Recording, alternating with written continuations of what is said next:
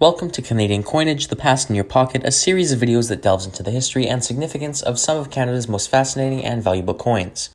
As always, I'm your host Canuck, and today we'll be taking a closer look at the 1936 dot cent.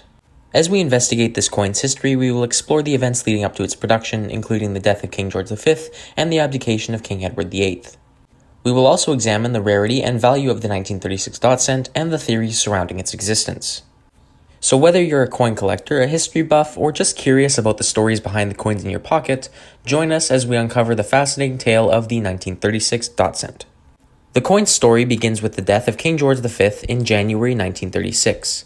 George V had been on the throne for over 25 years, and his passing marked the end of an era in British history. His son, King Edward VIII, succeeded him as king, but his reign would be short-lived. King Edward VIII's reign was marked by controversy as he planned to marry American divorcee Wallis Simpson, which was unacceptable to the British government and the Church of England. In December of 1936, King Edward VIII made the decision to abdicate the throne in order to marry the woman he loved. His brother, King George VI, became the next King of England. Due to the timing of these events, the Royal Canadian Mint was faced with a dilemma. They couldn't produce coins with a deceased king in the following year, and they also couldn't produce coins that had an abdicated king. They had no choice but to make the dot cent in order to prolong 1936 production long enough to make George VI coins.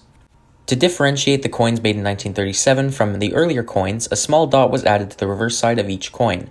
The mintage of these coins is believed to be around 700,000 as per the Royal Canadian Mint's assessment, but today only 3 certified examples of the 1936 dot cent are known to exist. What makes the 1936 dot cent particularly interesting is the fact that all 3 known examples are specimen finished coins, meaning they were struck using special dies, and that no circulation strike dot cents have been certified as genuine. This, of course, has led to theories that the rest of the mintage may have been melted down by the mint, or that they were never made to begin with. Some experts believe the 700,000 mintage figure may have been an error on the mint's part. Others believe the world-famous collector John Pittman had the specimen strike coin specifically made for him.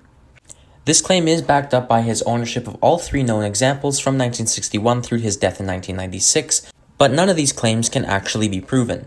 The most notable of these 3 pieces is the one that was owned by Belzberg, which was graded as SP66 by PCGS, though was later downgraded to SP65 after being dipped to remove a fine lacquer layer. In 2021, this coin sold for a whopping $446,000.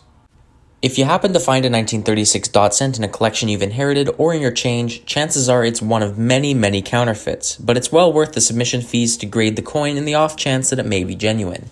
As always, your best options for grading services are the Toronto-based ICCS for Canadians and the California-based PCGS for Americans.